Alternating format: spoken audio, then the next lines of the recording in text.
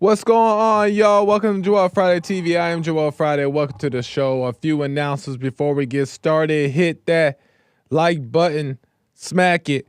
Later, smackdown, like, subscribe, and share button. Tell your peoples about the show so we get the subscribers up and the message out. Doing now, help a brother out. As you guys know, we are live Monday to Thursday at 11 a.m. Pacific time on YouTube, Facebook, Punchy.tv, and Instagram. And at any point during the show, you can call in at 888-775-3773, 888-775-3773, and we can get into that stuff. Whatever that stuff may be, you can call in and we can get into it. And if for whatever reason you can't call in, but you still have a question or comment, or you just want to support the show, you can go to buymeacoffee.com/JoelFridayTV or go directly to the YouTube live chat. Send your question or comments there. I'll read them live and on air. I'm a rapper. All right, you can do that. Speaking of that, I am gonna get to your super chats as we start the show out here before we get into the topic of today. What is today? Today is Thursday. That means it's Character Breakdown Thursday. We breaking down character. We getting into it. I got some stuff for you guys, some clips for you guys, but first, I must get to some super chats that I missed the past day or so. So let me get to them here. This is from yesterday. A couple that I missed. Joel, I find it. This is from You Cannot Z Me with a generous donation. Joel, I find it humorous that men foresee the robbery and marry her anyway.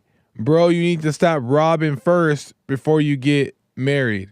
So You Cannot Z Me is referring to yesterday's topic. We got into prenup, and I say, as I've said before, that I think prenup is blasphemy when you meet the right person, unless you're in the world and cannot see.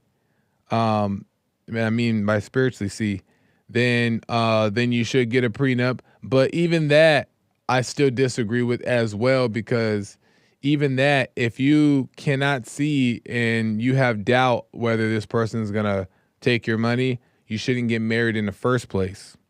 So that's what I think that You Cannot Z Me is making here, is that men can't foresee the robbery and yet they still marry them anyway. And I don't think you should marry if you're unsure. If you have doubt, you should not marry, in my opinion. What's the point? If you think maybe your wife might turn on you, then why do you want to take the risk? So, thank you. You cannot Z Me 100%, man. I'm with you. Stop the robbery before you get married. I'm with you 100%, man. Hake says, good news. American Anchor Baby is back on YouTube with the super chat. Thank you, Hake. I appreciate it. And yes, we are all aware, and I hope we're all aware, that American Anchor Baby, Nick, is back on YouTube. Okay? And he's coming on right after me today at 12 p.m. Pacific time. Okay? All right. Let me do it. Buy me a coffee, and then we getting into it. And then we get, I have another one here from Mr. Lin Yen Shin. My man Lin says, debate is hate disguised as communication. Interesting. It's purdy competition of insecure hearts trying to one-up others. This is not the man's way, but mama's mess. We are different, for we seek peace, not fickle highs. I agree with you on that one, Lynn. I'm with you. It's mama spirit, mama love. But right on. I appreciate it. Let me check the super chat. Lori. Oh no, Eric Harlan with a few donuts over here on Buy Me a Coffee. Don't neglect Buy Me a Coffee. All right. Eric Harlan says it's be still and know God, not read the Bible and know God. I couldn't agree more, Eric. Be still and know God from within, right? Recognize truth from within, not be still and read the Bible, right? Yes, read your Bible, okay? As directed, as needed, as you genuinely want to, not out of a sense of obligation, okay? Seek within so you know how to understand the Bible. You recognize the spirit within that leads you and guides you. That's what is most important. That's priority to me. But also read the Bible when it's necessary. Thank you, Eric. Lori says, you are right about God not giving us permission to judge. That's not our job. I think I read this one already. That's God's job, not ours. When I judge someone, I end up doing the same thing that I judged the person for. God shows me I have no right to judge or anyone else. Thanks, Joel. Right on. Lori gets it. She got it. And I think that is all for now. Okay. So, let's get into it. All right.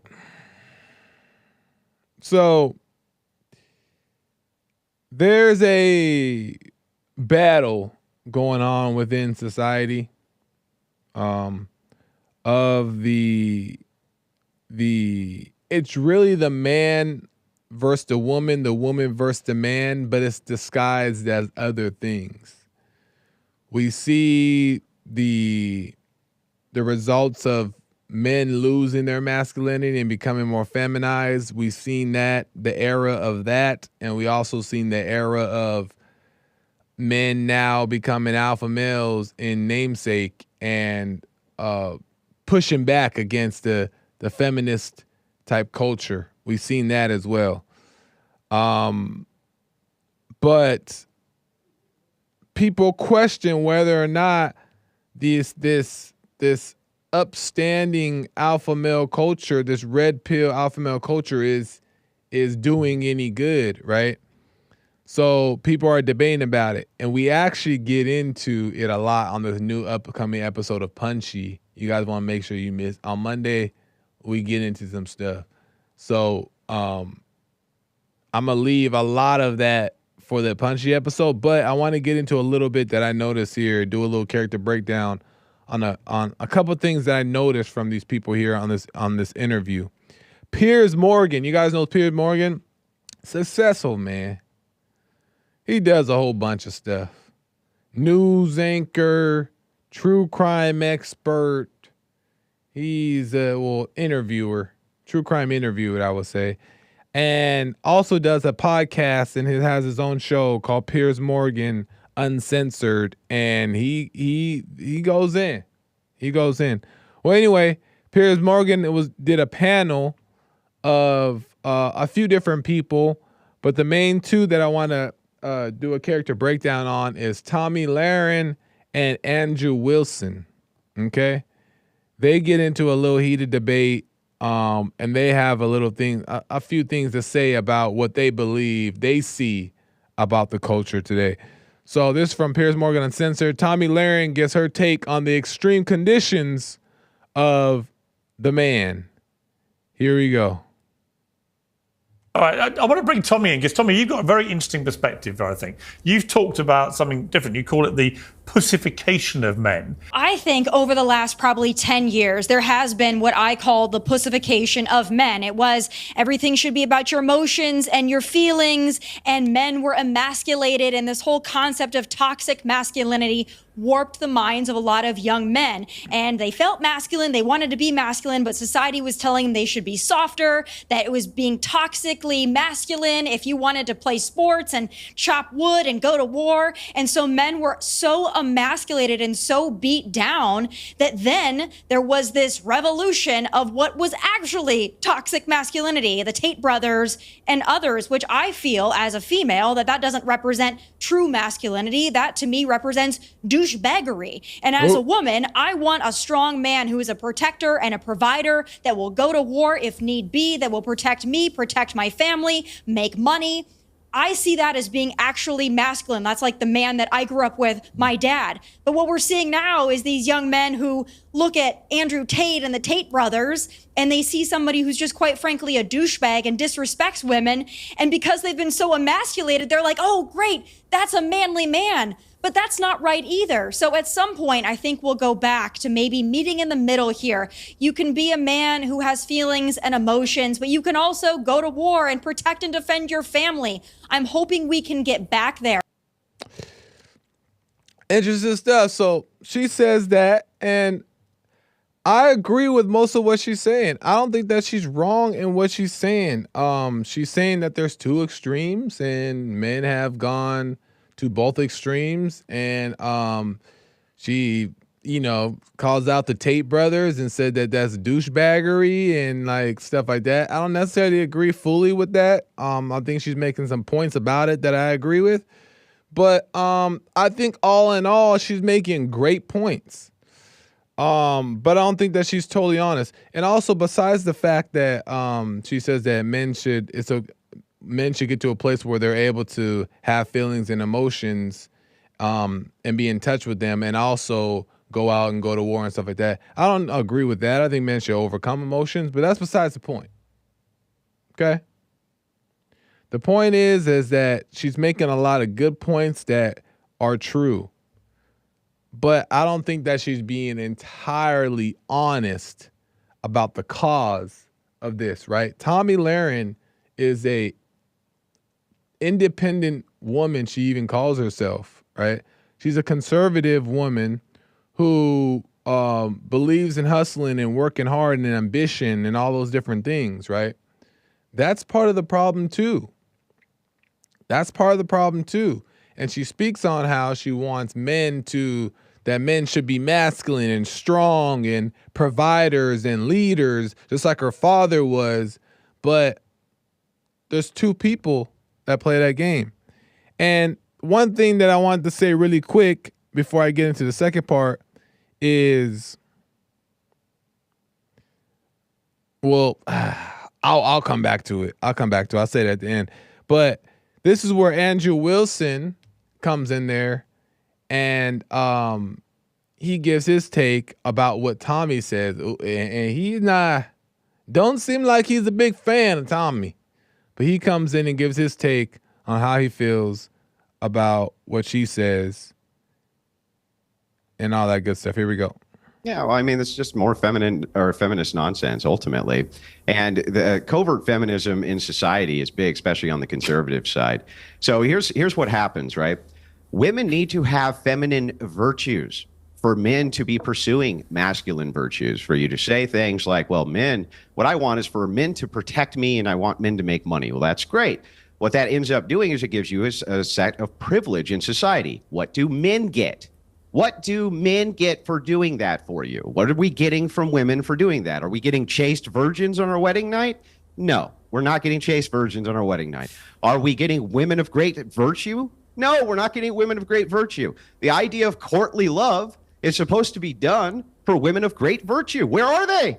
Well, they're nowhere. And so in modernity, in society, when female conservative influencers say this, it's actually a form of covert feminism. They're saying, I want privilege in society, right? But what is it women are giving to men to get it? What are they giving them? Tell me. Well, that's a good point that he's making there. That's a great point that he's making. Andrew's making. I can't disagree with Andrew here. By the way, Andrew, I'm going to ignore the fact that Andrew didn't show up on Punchy when we invited him. I'll ignore that. You know what I mean? That's not the point. And he also didn't give us a notice that he wasn't going to show up. He said he would, and he just didn't. So I don't think that was very manly or professional. He may have his reasons for doing it, but we haven't heard from him since he confirmed twice that he would be on the show and never showed up. But that's neither here or there. But the point is that I agree with what he's saying here, is that, like, you know, the perspective is a man should go and work and provide and do all that stuff, right? We know that, right? But what he's saying is that, what is a woman giving in return? What is she giving? What is she doing? Right? Why does she get to call out the men, and yet doesn't have to do her part as a woman to caretake in her position? How come that's not discussed? And what he does is just call that out, and they go back at it for a little while. And I want to make a little point here, so I'm gonna keep it going. Here we go. Can I please chime in here? Yes, you can.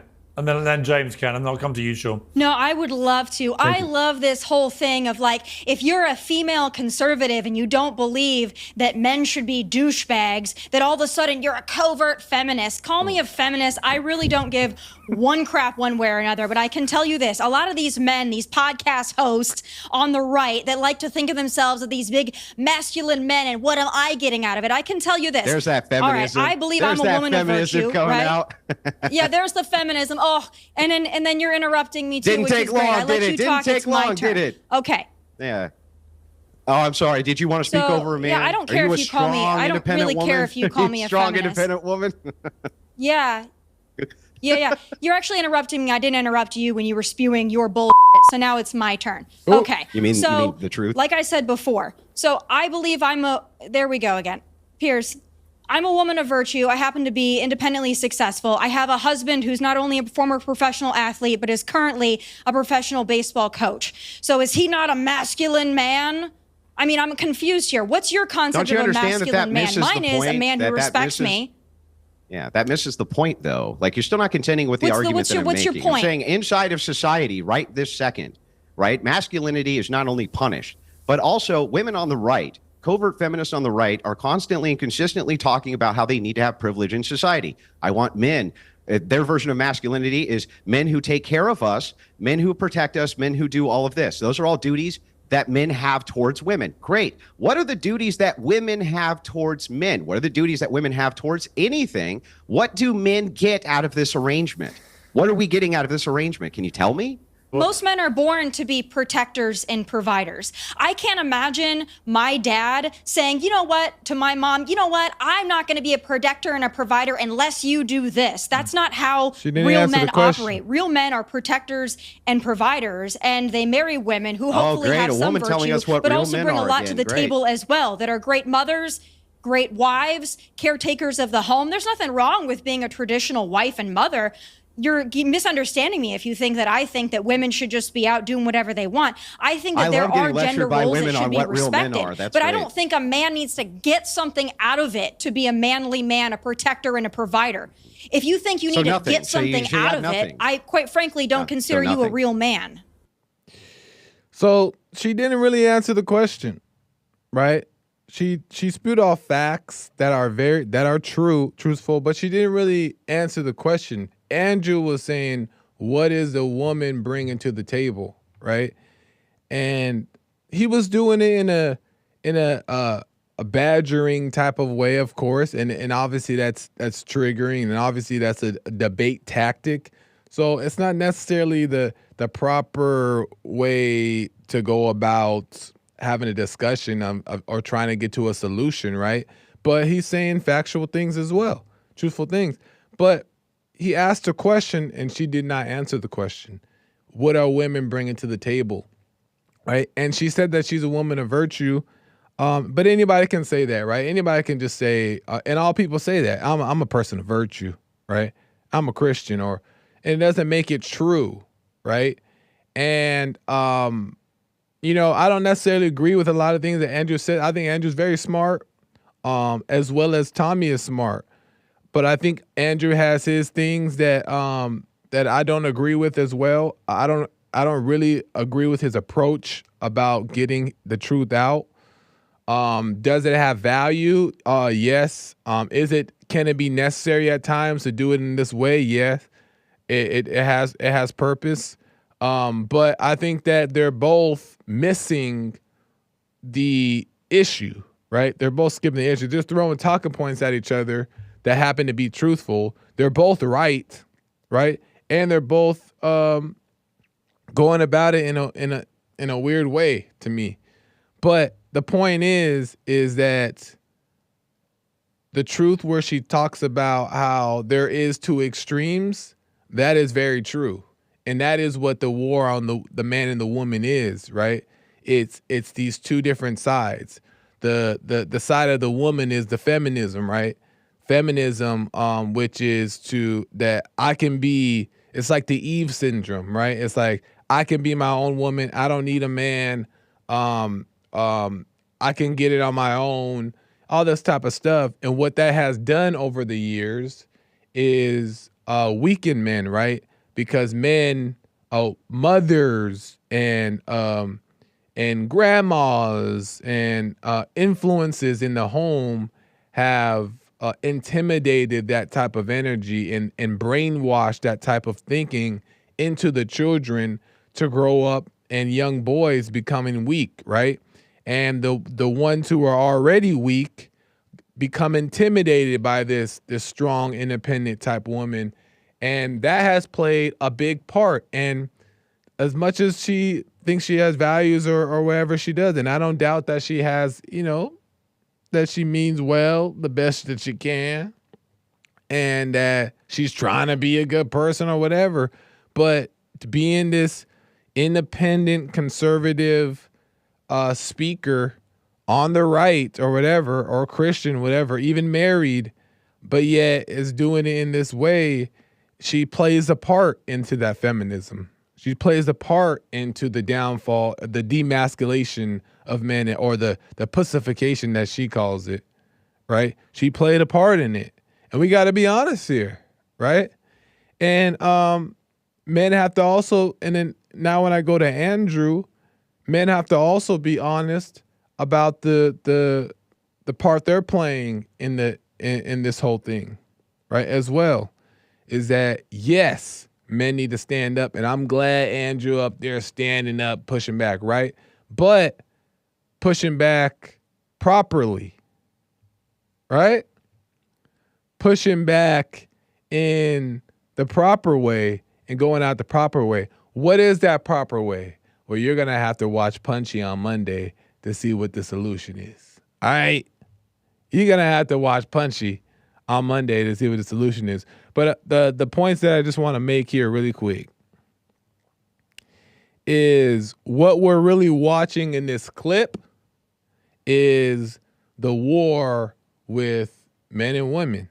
You see it right there. You see two people, Tommy Lahren and Andrew Wilson, going to war and in debate. And they're arguing about the war on society, but they're a part of it. You know what I mean? They're a part of the war.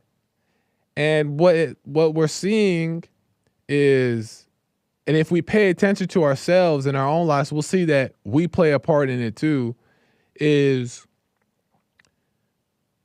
the lack of understanding of the man and woman's role in life.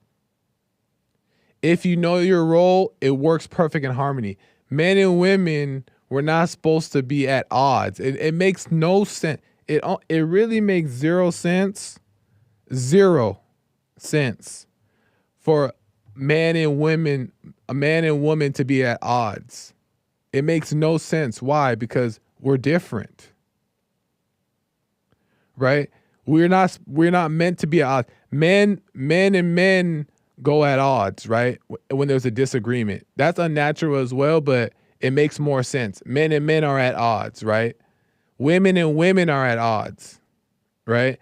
Because of whatever. But it makes zero sense for men and women to be at odds. Zero sense. Because men and women were created, designed to be in harmony with one another. We fit together like a puzzle. It's meant to be like that. It fits like a glove because the woman is designed to, in her role, to do what she needs to do, and a man is decided in his role to do what he needs to do, and they come together as one. It's designed that way. So it literally makes zero sense to ever even argue. There's nothing to argue about. There's zero to argue about. Men have zero to argue about with women, and women have zero to argue about with men. Because there's no competition. You're two totally different people with two totally different purposes in your role in life. There's nothing to argue about. But it's because if they're arguing, they're not in their proper role. They don't know their role.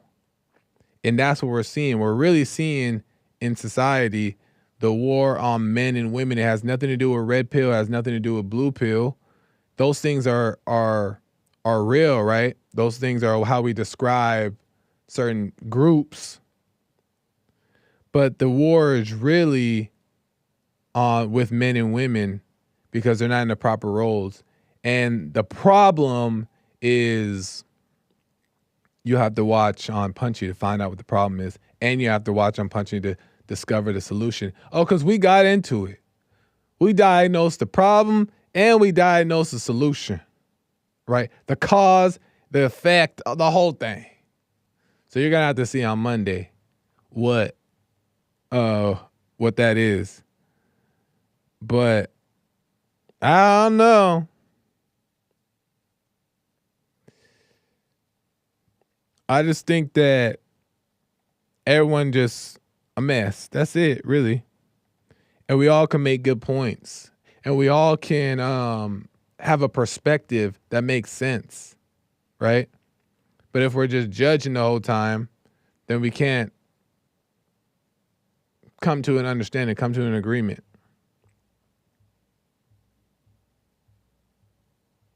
You know what I mean? Ain't nobody won there. And that's what debates be about, who won. But ain't nobody win. That wasn't a winner and a loser.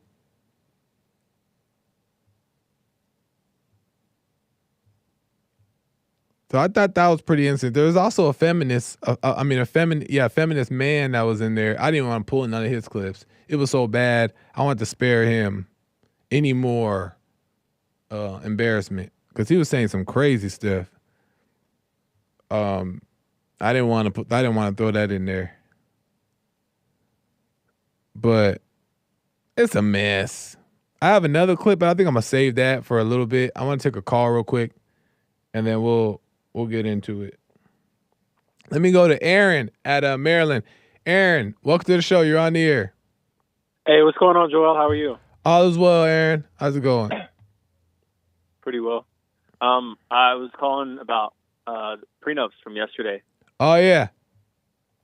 Yeah, I smoked on that, man, and I was thinking I came up with something. I don't know if I came up with it, but I was thinking that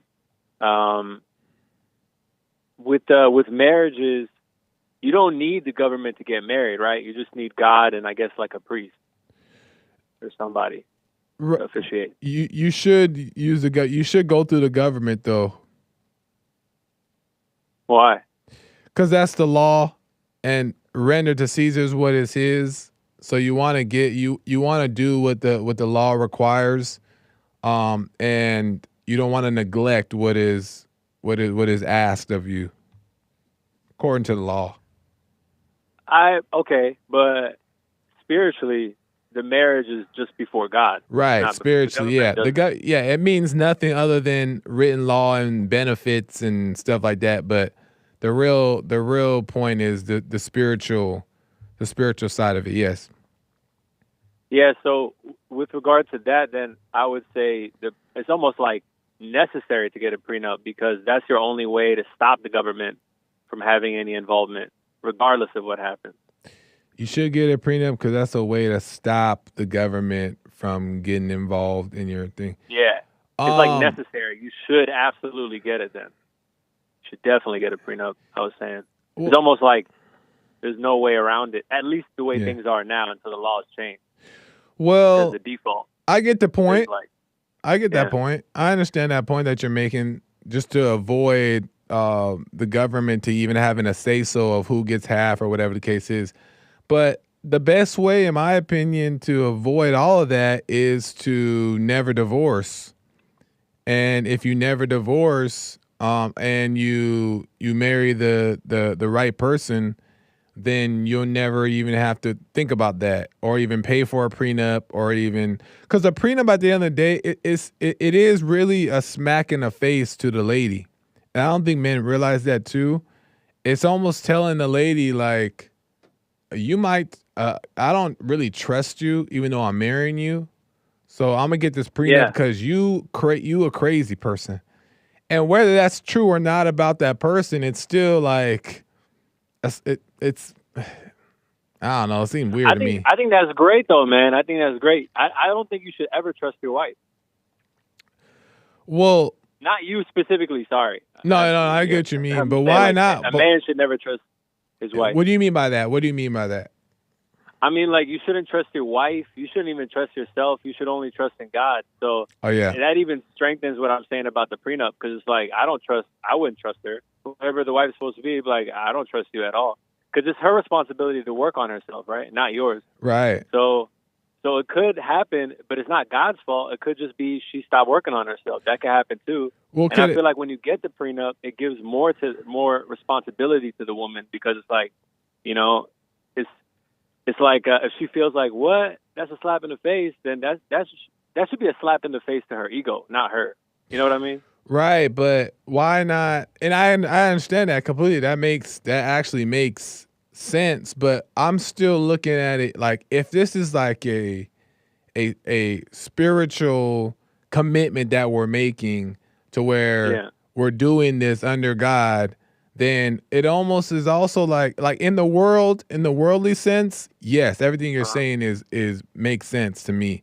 You don't trust, but in a godly sense, I don't understand. I also don't see why you don't get to a point where how do you have a marriage till death do you part and you don't trust your spouse? That seems kind of wild to me. Not even kind of, that seems pretty wild to me, because it's like, if we are this godly thing and we're working on ourselves, there should be a place that we get. And I even think that in general, you should have this before you even get married, is trust for the person that you're with. You cannot live life just thinking maybe she might or maybe he might. That just doesn't feel like a godly marriage to me. It doesn't feel like God's involved. We should be able to overcome all that and become one in the union, don't you think? I agree with you, and I think those thoughts are all from not working on yourself, because you shouldn't trust each other. Like, when you say something, you shouldn't be like, oh, she's going to do it or he's going to do it.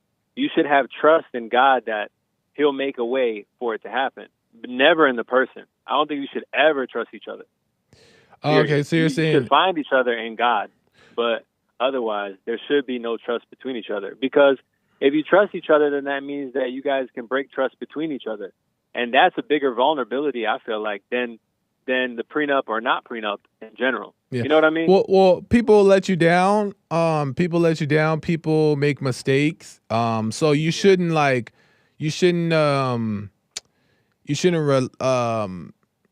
rely on people for your salvation, or rely on people not to be perfect or whatever, because then you are going to be let down.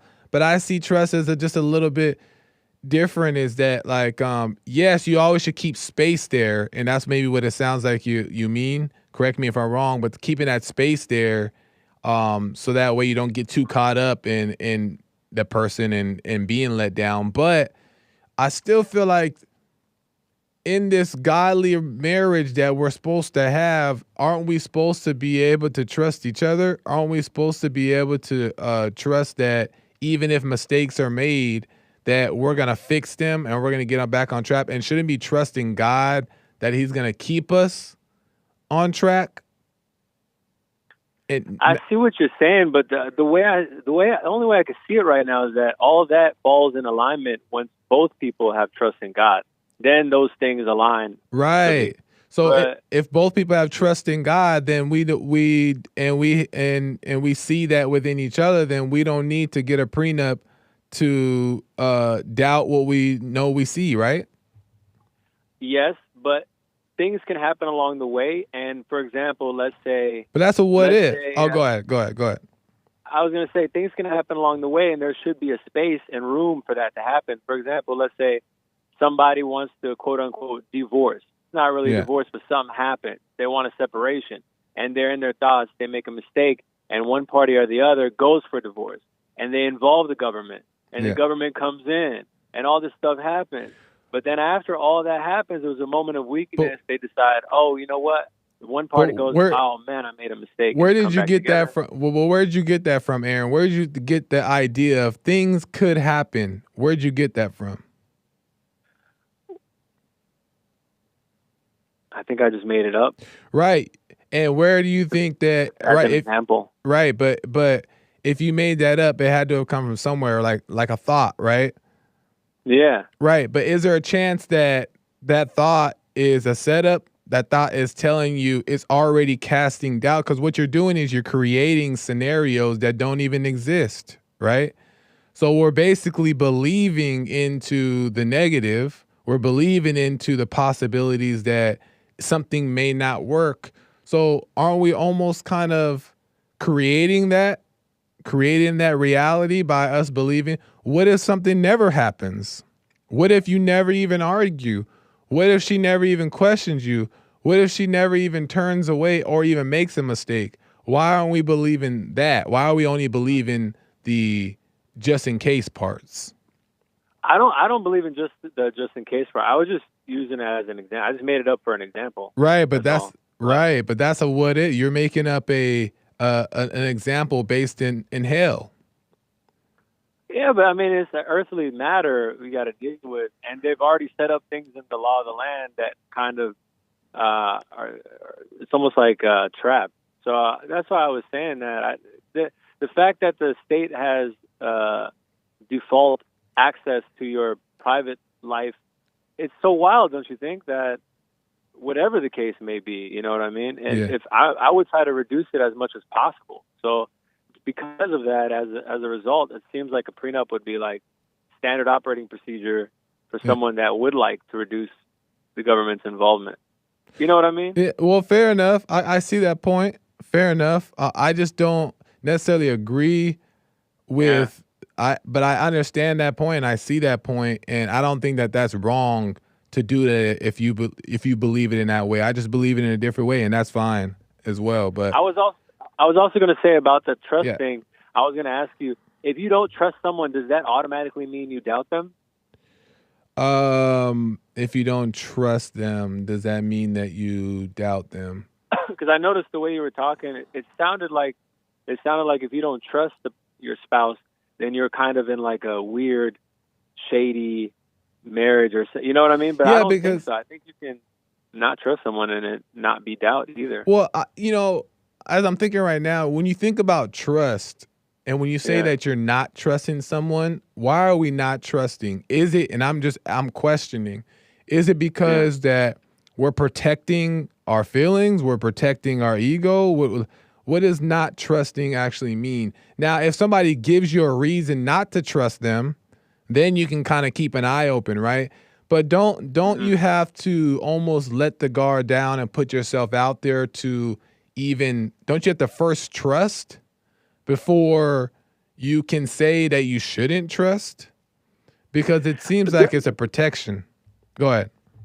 Yeah, but the way I'm seeing that perspective is the only reason why you would put the guard down in any case is not because you trust the situation or you trust the person or you trust whatever on the earth. It's because you first trust in God. That allows you to put your guard down in any situation with anybody.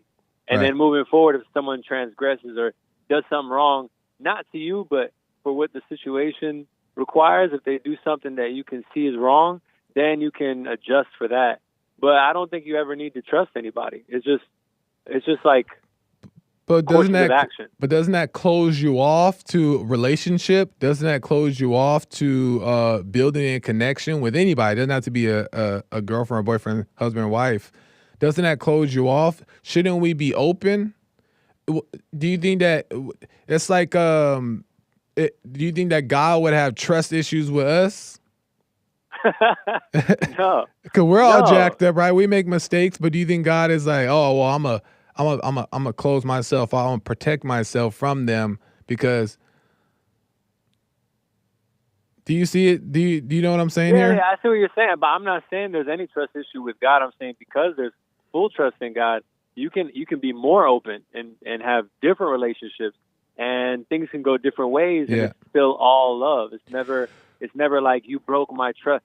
Oh, I trust. It's never like that. It's okay. You can take them as they are, and even if they change, it's okay again. This relationship changes as it goes, but when I feel like putting your trust, it's almost like putting your faith in people, and I think that's right. I don't believe that. Looks to me right now, like trusting people looks like that. If you trust in God, it's almost like you trust those who also trust in God. So it also goes back to God anyway. You know what I mean? No, so I get that point. I definitely see that we should trust in God, not trust in people in that way. Meaning like our faith should be in God, not in people to do right or do right by us. We should just trust God. I agree with that. It's way more fun. You can go out, things happen. You don't even judge anybody. It's all good. You're having a blast, and then whichever way things go, it's like, oh, you just understand it and you can let it go and move forward. Well, I'll say this last thing from a personal experience that happened within my relationship. Is that I remember one time I was speaking on something. I don't remember exactly what it was, but I said something, and I was accusing her of doing something, right? And I didn't know if it was happening or not, but from past experiences, that was the case, right? So I was already accusing her that she was behaving this way or thinking this way. And then she said, well, why did you think that? Why did you think that I was thinking that way? That's not true. And I was like, oh, well, it makes sense because most women do it like that. And then she said that, I'm not most women. And that's true. And what I realized in that moment about me is that there was a guard up, and I had this trust issue based off of past experiences. But why does she deserve me having a guard up? Why does she have to deal with me questioning her when she has nothing to do with what happened to my past? So what I'm really doing is trying to protect my ego from getting hurt again or being affected. And that's just beta. Yeah. That's beta as well. So that is beta. You know what I mean? So you have to let yourself. I totally understand.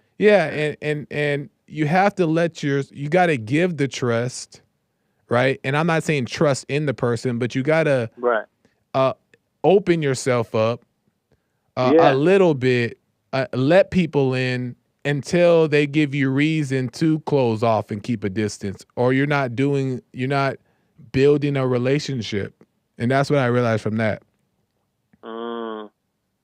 So just something to think about, but you make good points too, man. It's a good conversation for over the air. So I appreciate it, man.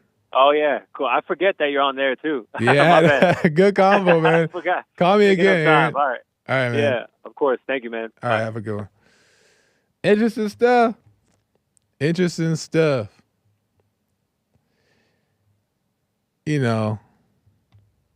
Man.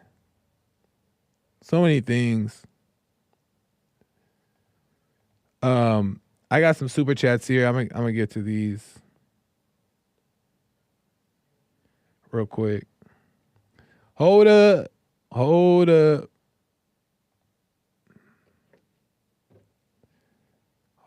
up here. Ryan Moon says, great show with the fist bump. Thank you, Ryan. I appreciate it. Shout out Ryan Moon. I appreciate that, man. Lin Yan Chin says, thought Tommy is very pretty. Her charged up hype is a bit annoying. Less annoying than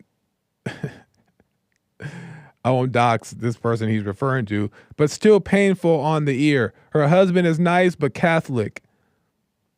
Equals lesbian marriage. Well, I don't know about her husband and all that stuff, what they got going on, but I do know is that women who typically are in these roles tend to have an edge to them and can be complicated.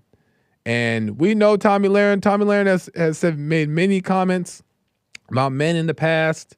And I don't know if any of her views have changed since then, but, you know, you got to understand when you're operating outside of your natural role, and I'm not saying the natural role is just in the home making cookies and stuff, which I'm grateful for. But because it's so nice when you come home and you got some food on the table and some cookies that's amazing stuff. But not everybody's gonna get married, right? So that's not the only role. But the point is that a woman is better and finds peace when she's operating out of her natural role as a feminine woman, right? This wanting to be independent and masculine is only gonna cause conflict within self, right? So when a person have conflict, they're gonna be all confused in the mind and all that. So they're gonna have issues. So there's gonna be issues that you're bringing to the marriage if you have that type of mindset. And a lot of this, and what it is, it's really just it's really a part of feminism, right? And that's what the issue is you're going to have issues if you're not operating in your natural state. Lian Chin goes on to say, virtue never requires the suffix S. Mouth breathers don't know how to speak the right way. They ramble in hype-driven drama. Andrew is a nice girl. Lian Chin said that. All right.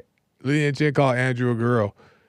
Listen, I don't know if I wouldn't go that far to call him a girl, but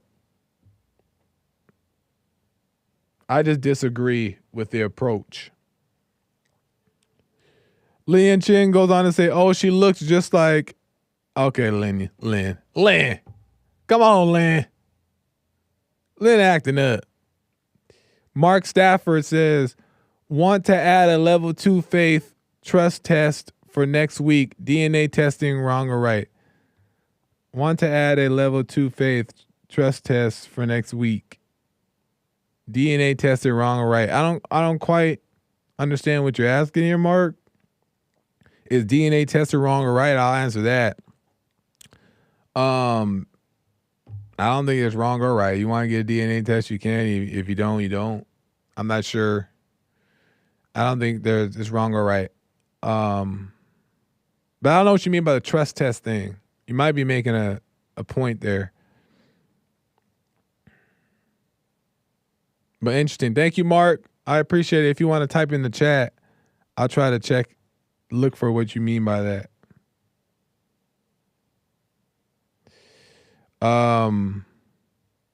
Let me just double check here.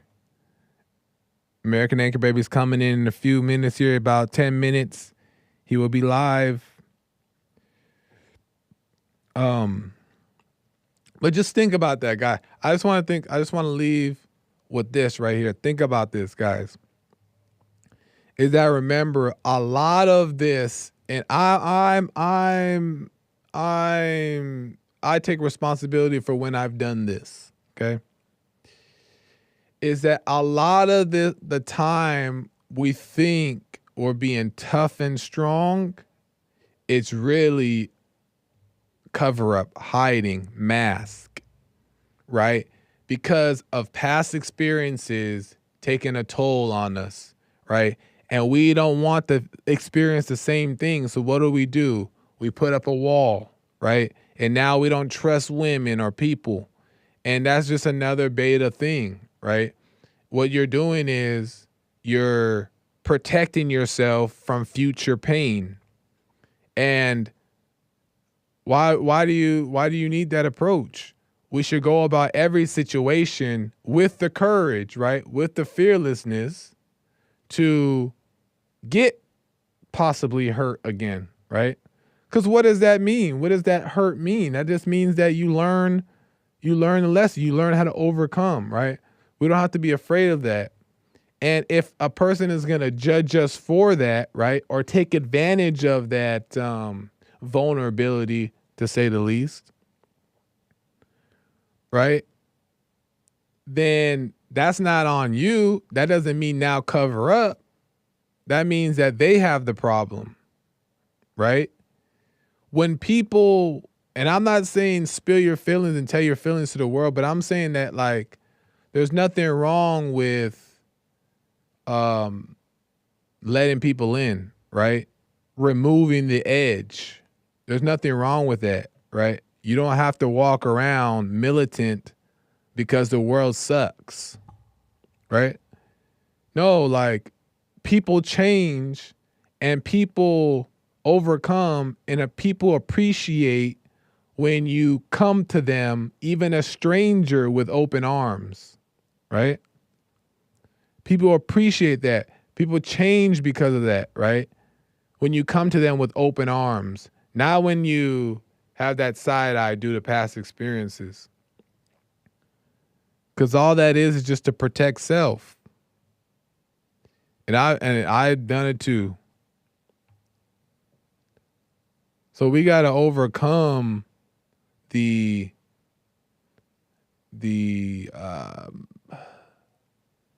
protection, like let go of the protection, let go of this like guard, because it's not doing nobody good at the end of the day.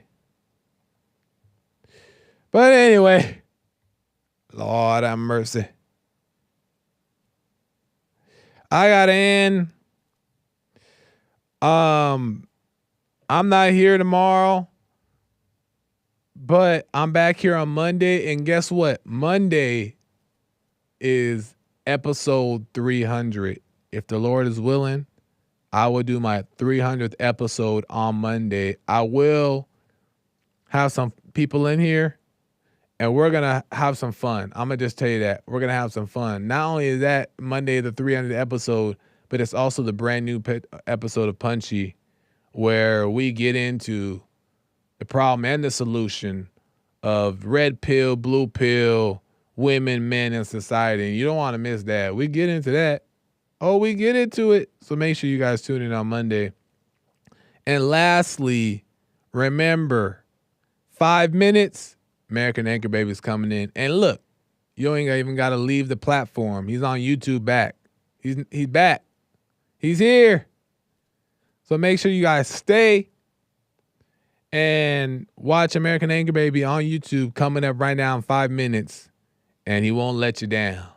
All right. Have a good weekend.